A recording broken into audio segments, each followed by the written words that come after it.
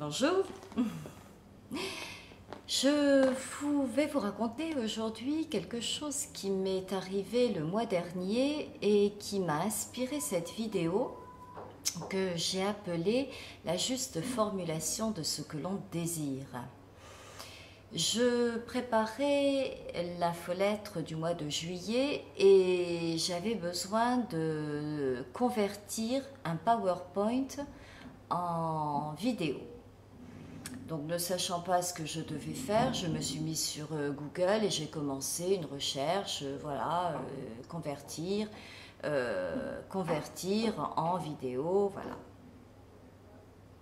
Ça m'a occupé toute une soirée sans que j'arrive au résultat que je souhaitais. Donc j'ai laissé tomber et le lendemain j'ai recommencé. De la même manière, je cherchais des tutos qui allaient m'expliquer comment je pouvais convertir mon PowerPoint en vidéo. Ok. Et toujours, je bloquais. Jusqu'à un moment où j'ai une idée, enfin, c'est même pas une idée, c'est où quelque chose me disait, mais qu'est-ce que tu désires faire? Et en répondant à cette question que je me posais en fait à moi-même, je dis, je désire convertir ce PowerPoint en vidéo. Et en le disant, je me rends compte que toutes mes recherches, dans toutes les recherches que j'avais faites depuis la veille, je notais dans la barre de recherche, convertir un PDF en vidéo. Et alors là, à la fois j'étais dépitée, furieuse contre moi de ne pas m'en être rendu compte avant, et puis à la fois heureuse parce que je pensais que la solution était juste derrière. J'ai donc reformulé, je suis tombée sur un tuto qui m'expliquait comment convertir un PowerPoint en vidéo, je l'ai suivi et en un quart d'heure, c'était fait. Alors, c'est juste une anecdote, c'est vrai, mais je me suis dit, quel est le message qu'il y a derrière là? Qu'est-ce qui t'était dit là? Qu'est-ce que tu dois comprendre? Tout simplement, j'avais juste à comprendre ce que souvent je transmets, je dis, ou j'écris dans mes articles, ou je transmets lors d'un accompagnement quand j'ai une personne en face de moi et qu'on arrive à cette étape du programme, c'est-à-dire comment formuler nos demandes. Ben, je me suis tout simplement rendu compte que si au départ, il y a erreur sur ce que je demande ou si donc je n'utilise pas les bons mots pour formuler cette demande, eh bien je n'arrive pas et je n'obtiens pas le résultat dont j'ai besoin. Et c'est exactement ce qui m'est arrivé. Et quelquefois on peut comparer ça tout simplement à une commande que l'on passe dans un magasin, par internet ou autre. Si on n'est pas précis sur la taille ou sur la couleur que l'on souhaite, ou si on se trompe au départ, eh bien on reçoit certes une information, dans ce cas on reçoit l'article, mais il ne va pas correspondre à notre besoin puisqu'il y aura eu erreur au départ. Alors, ça paraît un peu simpliste de le dire comme ça, mais dans la vie, c'est vrai pour tous les domaines de la vie. Chaque fois que l'on a un désir profond, que l'on a une demande à faire, que l'on a un besoin exprimé, eh bien, il est bon de se demander avant, est-ce que ce que je demande correspond vraiment à un besoin? Si oui, lequel? Et de quelle façon est-ce que je vais exprimer cette demande? De façon à ce qui va m'arriver, ce qui va m'être envoyé, ce qui va se présenter sur mon chemin, corresponde, soit le plus possible en adéquation avec ce dont j'ai besoin ou ce dont j'ai envie. Partant de là, je dirais qu'il y a il y a des demandes qui vont avoir besoin d'être précises.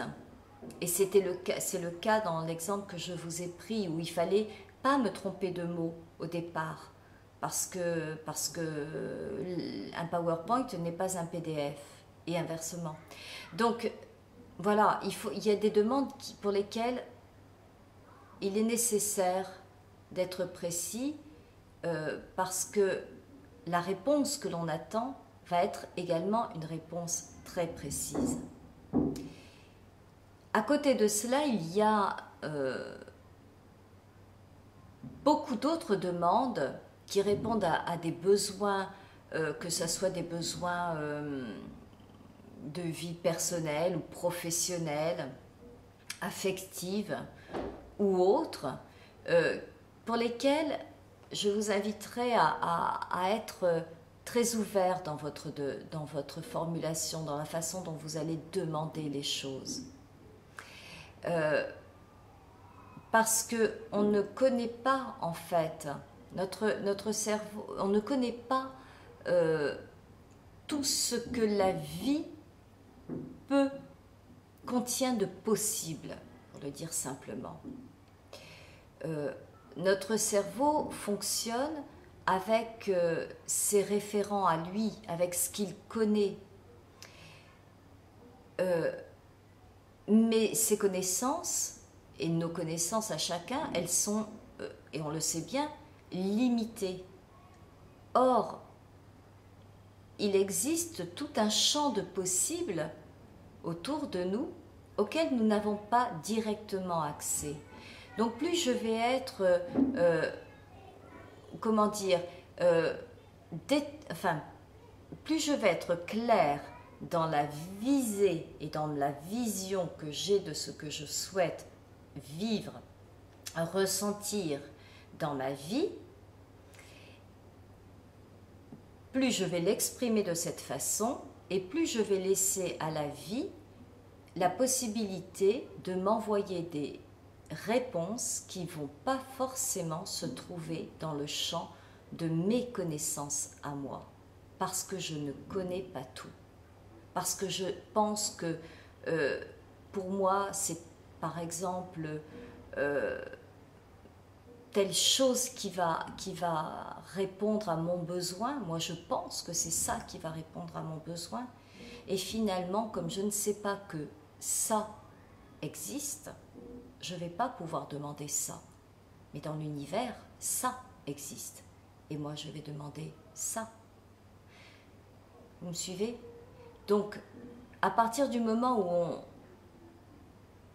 on accepte que l'on ne connaît pas tout, on peut s'ouvrir, ouvrir un espace dans notre conscience en disant ben, « j'accueille ce qui se présente à moi ». Je voudrais illustrer ce que je vous explique là à travers, par exemple, les demandes de relations amoureuses, enfin une demande de rencontre, on va dire. Beaucoup de personnes, qui souhaitent rencontrer un partenaire, ont une idée très très précise quant à la taille, la couleur des yeux, les cheveux, la profession, l'âge, le lieu d'habitation, que sais-je encore, si la personne a des enfants, si elle n'en a pas, etc., etc. Et donc une demande, elle est vraiment, il y a une liste quelquefois comme ça de critères. Ok, pourquoi pas, mais c'est bien d'avoir ça.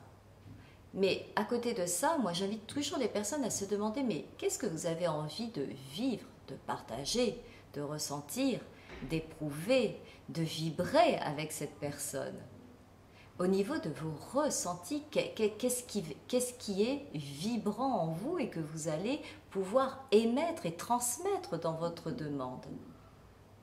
Qu'avez-vous envie de partager, de créer au niveau de la complicité, au niveau des échanges que vous pouvez avoir envie de développer avec une personne par rapport à d'autres expériences que vous avez vécues. Voilà, centrez-vous sur ce que vous avez envie de ressentir, de vibrer et de de partager, de nourrir. En quoi est-ce que cette personne va pouvoir peut-être compléter quelque chose et en quoi vous allez pouvoir vous également compléter, qu'est-ce que vous allez pouvoir vous amener de qui vous êtes dans cette relation. Et à partir de ce moment-là, la formulation va être totalement différente. Et c'est surtout l'état vibratoire dans lequel vous allez vous trouver pour demander, pour formuler votre demande, qui va être totalement différent. Et là, le champ des possibles est large. Parce que ce qui va... cette vibration et cette énergie que vous allez émettre autour de vous va entrer en connexion avec la même vibration et la même énergie, avec celle qui émane de vous. Et là, la vie va vous apporter très probablement une personne qui va être beaucoup plus alignée sur ce que vous avez envie de vivre et qui peut-être répondra à vos critères physiques, complètement ou pas complètement, mais en tout cas émotionnellement et vibratoirement, il y aura cet alignement.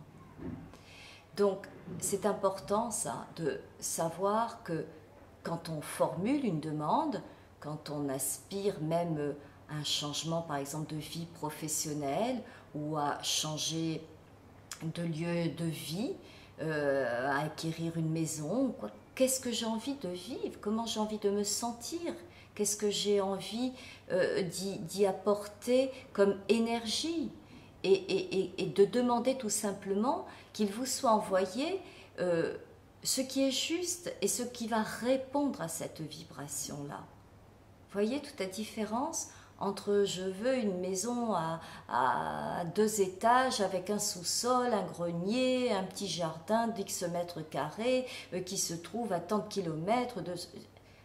Ok, tout ça, oui, d'accord, ça peut être... Mais ne pas en rester là, aller un petit peu plus loin et aller voir au fond de soi comment vous avez, sentez-vous dans cette maison déjà, visualisez-vous et ressentez, éprouvez cette joie, nourrissez et vous verrez, il vous sera envoyé exactement ce qui va répondre le plus justement possible à cette envie, cette envie comment dire, nourrie par votre propre énergie et pas forcément par des critères extérieurs, on va dire. Voilà, ça c'est un aspect. Il y a un dernier aspect dont je voudrais vous parler sur la façon de formuler les demandes. De par notre éducation ou les conditionnements, on est souvent... on nous a souvent appris à dire, ou à pas demander toujours ce que l'on veut, ou plutôt à le formuler par rapport à ce que l'on ne veut pas. Donc, au lieu de dire, par exemple, j'ai envie d'être en bonne santé, on va dire, oula, j'ai pas envie de tomber malade. On ne dit pas, hein, j'ai envie d'être riche, hein, j'ai envie d'attirer à moi l'abondance. Hein. Voilà, on n'ose pas aller vers des choses comme ça. Donc on formule nos besoins sous une forme négative, ce que l'on ne veut pas.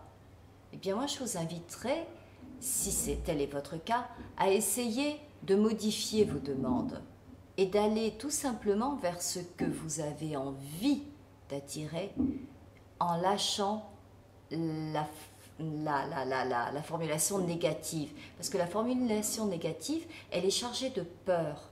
Elle est chargée de croyances. Et vos croyances nourrissent vos pensées. Et vos pensées, vos paroles. Et par vos paroles, eh bien, vous attirez à vous exactement ce que vous craignez. Tout simplement. Tout simplement. Oui, tout simplement. C'est comme ça que ça se passe.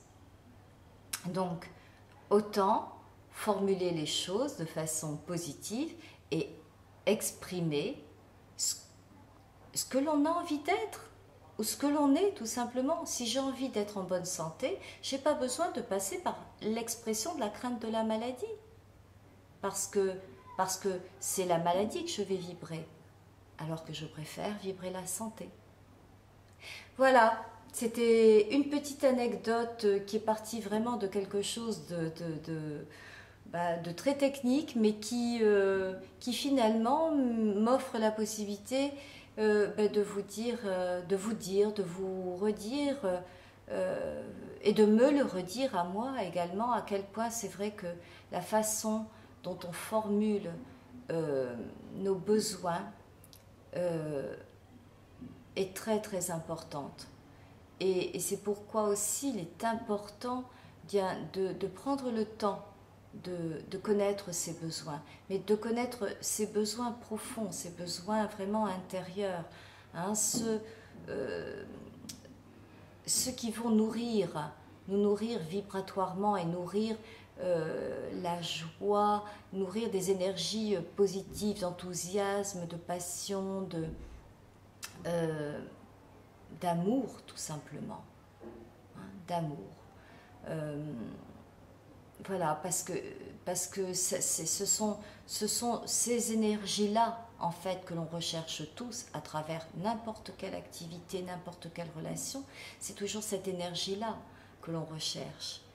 Alors, si on connaît le chemin le plus court pour y arriver, c'est pas mal quand même. Je vous dis à bientôt, je vous embrasse, partagez-moi vos commentaires et puis peut-être que vous avez oui, des anecdotes un petit peu comme celles que je vous ai racontées. Laissez-le en commentaire, c'est toujours intéressant pour voilà, de partager sur des choses qui sont très anecdotiques, des petites choses de la vie, mais, euh, mais qui font notre vie. À très bientôt, je vous embrasse. Au revoir.